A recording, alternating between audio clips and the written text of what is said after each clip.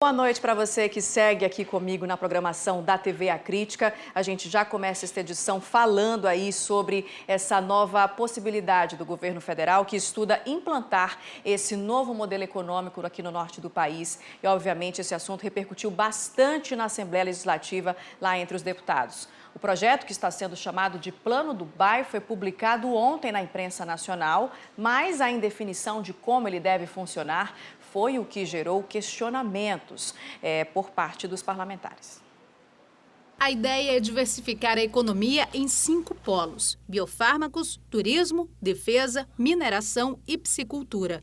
O projeto seria inspirado no modelo implantado em Dubai, que previu o fim das reservas de petróleo e investiu em outras atividades que seriam viáveis nos 50 anos seguintes. A previsão é gerar na região norte cerca de 25 bilhões de reais por ano, até 2073. As informações foram repassadas para o jornal Folha de São Paulo pelo secretário da Secretaria de Produtividade, Emprego e Competitividade. O plano está em desenvolvimento pelo governo federal e não se sabe ainda, por exemplo, como vai ser criado, se por decreto ou por projeto de lei. Aqui na Assembleia Legislativa do Estado, a indefinição sobre como o projeto realmente vai funcionar levantou uma série de questionamentos. Entre as maiores dúvidas está de onde vai vir o dinheiro para investir nesse novo modelo, considerando a crise econômica do país. Eu entendo que para ter um novo modelo econômico, o governo federal deveria ampliar o recurso para a universidade, para os IFAMs, para a Embrapa e para o INPA. O INPA tem vários projetos já patenteados que poderia colocar na produção de essências, de medicamentos. Agora um detalhe, os grandes entraves o governo federal não resolve. Um exemplo, a BR-319. Como é que podemos pensar num novo modelo econômico que não resolve nem o problema da BR-319? Além disso, os deputados acreditam que não há um conhecimento profundo do governo federal nas peculiaridades da Amazônia.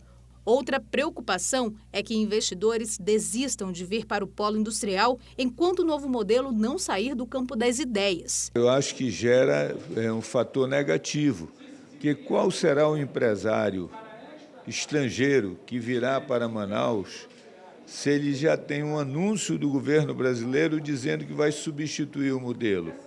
Quem vai entrar no modelo se ele já vai ser substituído? Quando eu vejo proporem uma solução muito simples para um problema complexo, pode ir atrás que aquilo ali é bobagem, é besteira. E é assim que eu vejo essa proposta do governo federal. Que bom se fosse verdade, mas não é. Pelos fatos, tudo leva a crer que é mais uma enganação que estão tentando passar para cima de nós. Apesar disso, os parlamentares defendem a diversidade econômica do Estado, que já demonstra muito potencial pouco explorado. Essa substituição, acho que de imediata, isso não existe. Você tem que consolidar o polo, trazer mais investimentos para o polo, com a segurança jurídica faz isso, e aí sim se pensar em outras alternativas econômicas, que sejam paralelas. Ora, hoje, o polo industrial hoje é o nosso... sustenta a nossa economia. O governador do estado também se pronunciou. Segundo ele, o fim da Zona Franca de Manaus não é uma possibilidade. O governo pensa outras alternativas econômicas: mineração, turismo, piscicultura, setor primário. Todas essas áreas são fundamentais, mas não tem como nós abrirmos mão da Zona Franca de Manaus. Tem que desenvolver essas outras atividades paralelas a um modelo que já tem dado certo, que é o modelo mais exitoso de preservação do meio ambiente.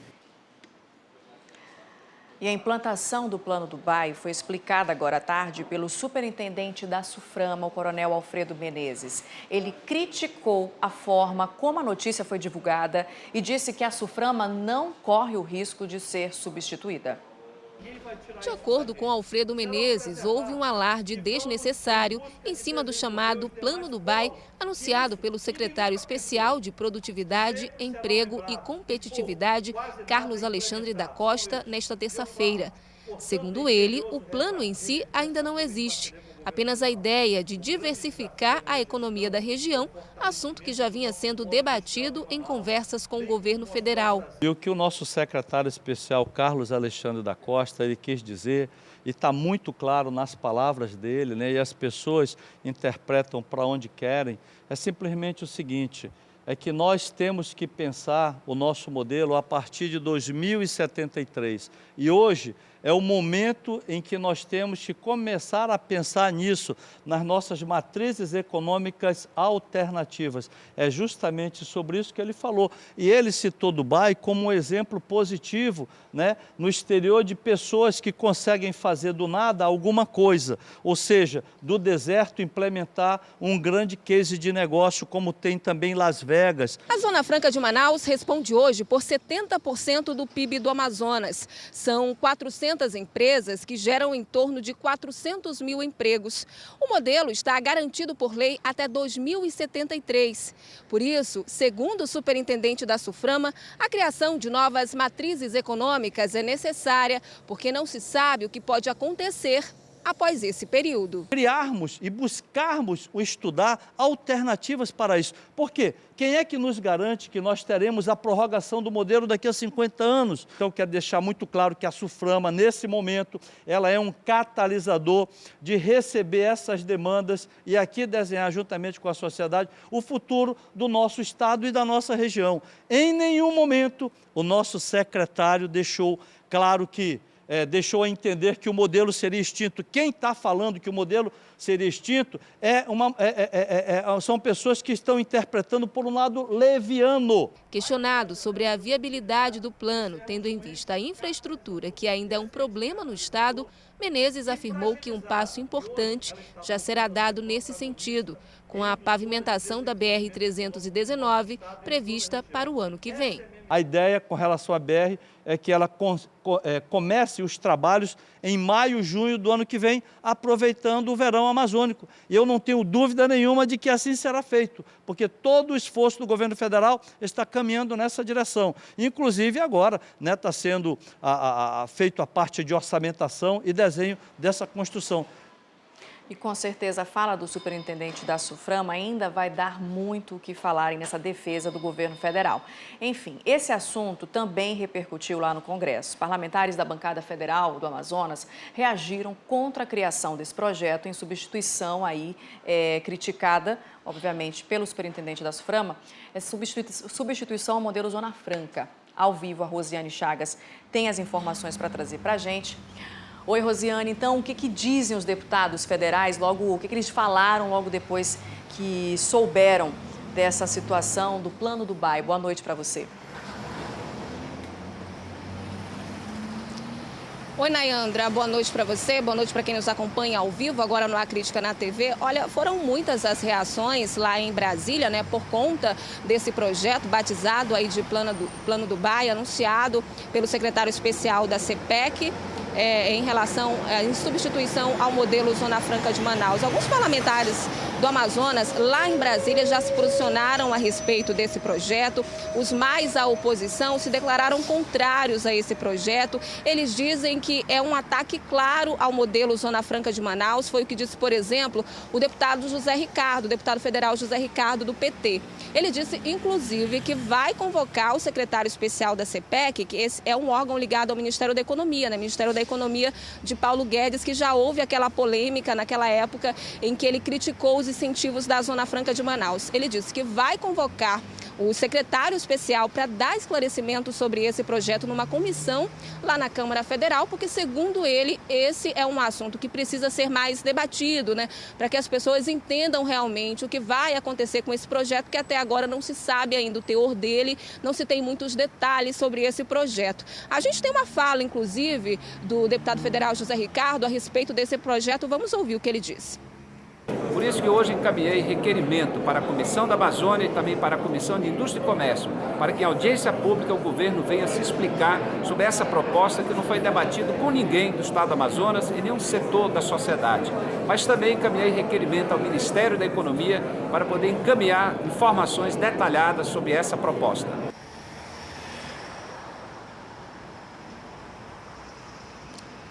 Pois Pois é, Nayandra, enquanto alguns parlamentares, principalmente os da oposição, já se posicionaram contrários a esse projeto, alguns parlamentares daqui viram esse projeto como algo positivo. É o caso do deputado federal, capitão Roberto Neto. Ele disse que a Zona Franca de Manaus tem mais 50 anos pela frente, que durante esse período é preciso, sim, pensar em novas matrizes econômicas, em substituição ao modelo Zona Franca de Manaus. Mas ele salientou, claro, que essas iniciativas, essas novas matrizes econômicas precisam ser sólidas. Vamos ouvir o que o parlamentar disse. E essa reportagem do governo federal querendo fomentar uma Dubai no Amazonas é muito positiva, mas não há uma substituição imediata, mas uma substituição paralela.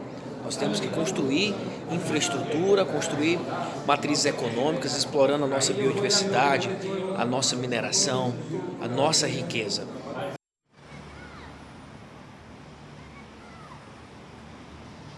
Pois é, um assunto que não gerou repercussão só entre os deputados federais, mas também entre os parlamentares ali do Senado. O senador Omar Aziz também se posicionou sobre esse assunto. Ele disse que não acredita que a Zona Franca de Manaus venha a ser substituída, que ele é um modelo já claro, garantido na Constituição e que ele acredita que isso não vai acontecer, que o modelo Zona Franca vai ser mantido em relação a esse projeto aí, o Plano Dubai, que foi anunciado para a região norte. Ou seja, é um assunto que ainda vai dar muito pano para manga, Nayandra? Vai render bastante durante essa semana e, claro, a gente vai seguir acompanhando tudo.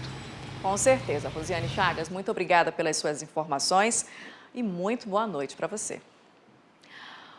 O Congresso Nacional aprovou hoje, por unanimidade, o crédito extra no valor de 248 bilhões de reais para o governo federal. O projeto concede ao Executivo a autorização para quitar, por meio de operações de crédito, despesas correntes. A matéria foi aprovada na Câmara e no Senado e segue agora para a sanção do presidente Jair Bolsonaro. Segundo a equipe econômica do governo, a autorização do Congresso para o crédito extra é fundamental para garantir o pagamento de subsídios e benefícios assistenciais, como Bolsa Família, sem descumprir a chamada regra de ouro, que impede o governo de se endividar para pagar despesas correntes, como salários. O ministro da Justiça e Segurança Pública, Sérgio Moro, vai depor na Comissão de Constituição e Justiça do Senado na próxima semana, dia 19 de junho. A audiência foi confirmada hoje pelo presidente da Casa, senador Davi Alcolumbre. A data foi definida depois de um acordo entre Alcolumbre e os líderes da oposição. Alcolumbre, inclusive, se manifestou hoje pelo Twitter. Moro vai falar sobre as conversas reveladas pelo site The Intercept Brasil entre o juiz e procuradores da Operação Lava Jato, ou melhor, entre o ex-juiz e procuradores da Lava Jato. Portanto, a credibilidade do ex-magistrado no julgamento dos casos da operação passou a ser questionada. Nessa terça-feira, o ministro da Justiça participou de uma cerimônia em Brasília ao lado do presidente Jair Bolsonaro. Eles estiveram no grupamento de fuzileiros navais para a comemoração do aniversário da Batalha Naval do Riachuelo. Segundo a Agência Brasil, 180 personalidades civis e militares foram homenageadas com a medalha da Ordem do Mérito Naval pelos serviços prestados à Marinha. Os líderes de alguns ministérios, incluindo Sérgio Moro, receberam homenagens. Nem o ministro, nem o presidente quiseram comentar sobre as conversas vazadas. Parlamentares e taxistas de Itacoatiara foram hoje à Assembleia Legislativa do Estado cobrar a recuperação da rodovia estadual AM010, estrada que dá acesso a 8 municípios do estado.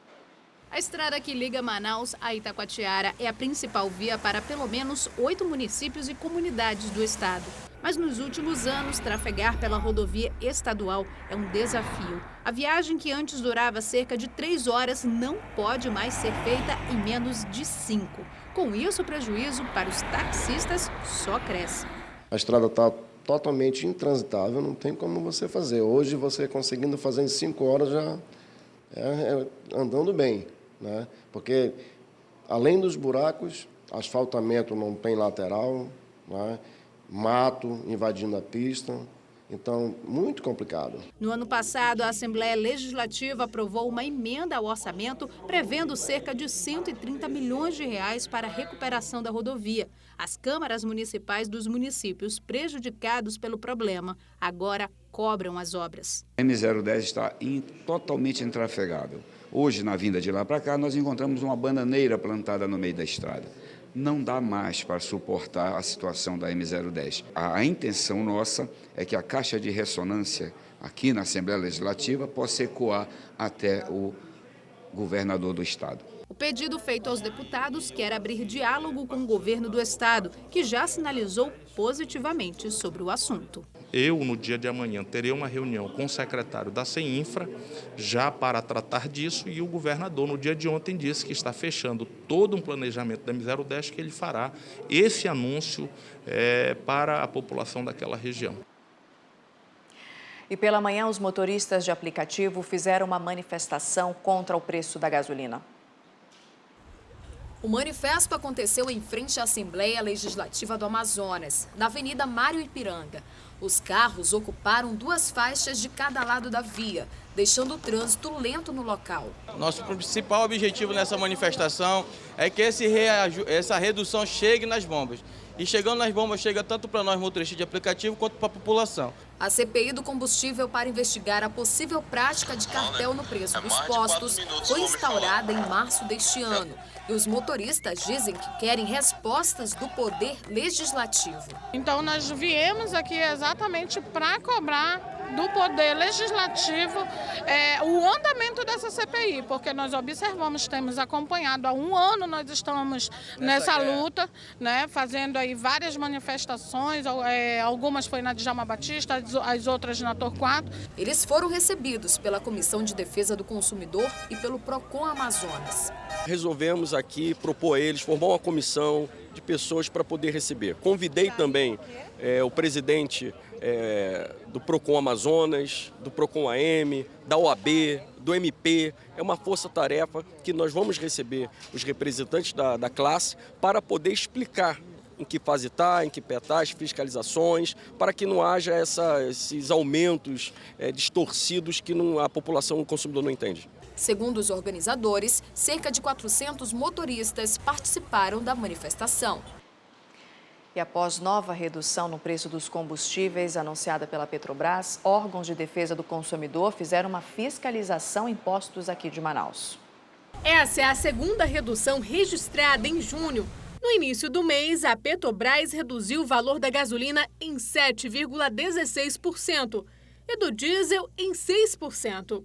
Nesta terça-feira, a redução foi de 3%. Isso significa que o litro da gasolina, que custava em média R$ 1,81, agora vale R$ 1,75. Já o preço do diesel foi mantido inalterado. Após ter conhecimento dessas informações, representantes da Secretaria Municipal de Defesa do Consumidor realizaram uma fiscalização nos postos de combustível de Manaus. O que nós estamos cobrando imediatamente, hoje, não é amanhã, nem depois de amanhã, nem daqui a 5 dias, que seja reduzida ao consumidor. Esse binômio de comercialização e distribuição não pode ficar no jogo de empurra-empurra. Posto jogando para distribuidora e distribuidora jogando para posto, e só quem perde é o consumidor. Mesmo com o anúncio das reduções feito pela Petrobras, o consumidor não tem visto o preço chegar às bombas de combustíveis. E isso tem feito os motoristas mudarem de hábitos. A gente deixa de fazer algumas coisas justamente por causa disso, né? Que a gasolina, o consumo é alto, né? E eu moro na Cidade Nova e trabalho aqui na Cachoeirinha, tu imagina, né? Já esse consumidor acredita que o poder público deveria investir em outro tipo de combustível, como, por exemplo, o gás natural. É um combustível ecologicamente correto e praticamente sem tributo, sem cobrança de impostos, o que torna ele barato. Infelizmente, tem poucos postos e os que têm estão aumentando o valor consideravelmente. Tendo mais postos com gás natural, mais pessoas vão utilizar o sistema de gás natural e, consequentemente, vai provocar a queda dos preços de combustíveis como álcool, diesel e gasolina. Além da capital amazoniense, segundo o PROCON, a fiscalização vai se estender para os postos do interior. O interior do estado já está na rota de fiscalização programada. Nós já fizemos este ano a Tralha do Madeira, fizemos o Baixo Amazonas agora no programa Amazonas Presente, que o governador Wilson lançou, e vamos fazer a Tralha do Juruá e do Purus ainda este ano. O prazo para as distribuidoras e postos reduzirem o valor dos combustíveis é de 48 horas. Após esse período, se isso não acontecer, as punições serão realizadas de outra forma. De acordo com os especialistas, a expectativa é chegar aproximadamente ao valor que estava sendo cobrado anteriormente, ou seja, R$ 3,99. O secretário explica ainda que durante a Blitz serão analisadas as notas fiscais de compra e venda dos combustíveis, antes e depois da redução de preço pela estatal, e que essas fiscalizações são importantes para saber onde está o problema. Hoje nós estamos cientes que teve uma nova redução da Petrobras, a gente está fazendo isso de forma formal, documental, e agora tem que chegar ao consumidor.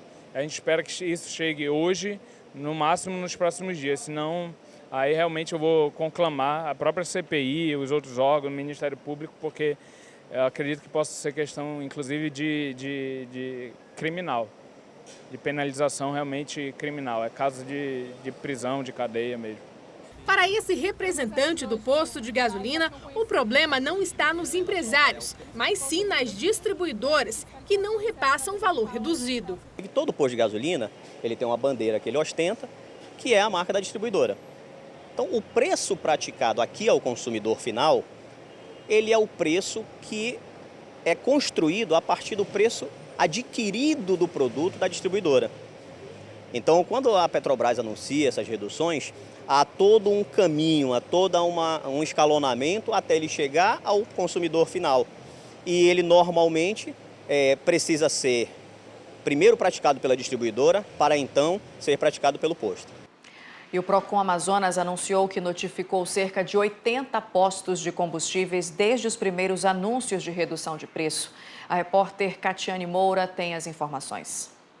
Em resposta às manifestações dos motoristas de aplicativos sobre o preço da gasolina, o PROCON Amazonas intensificou as fiscalizações junto às distribuidoras e aos postos de combustíveis. Em entrevista coletiva nesta terça-feira, o presidente do PROCON, Jalil Frache, destacou que essas fiscalizações elas já vinham sendo realizadas desde o início do mês, quando a Petrobras anunciou as primeiras reduções na gasolina e no diesel.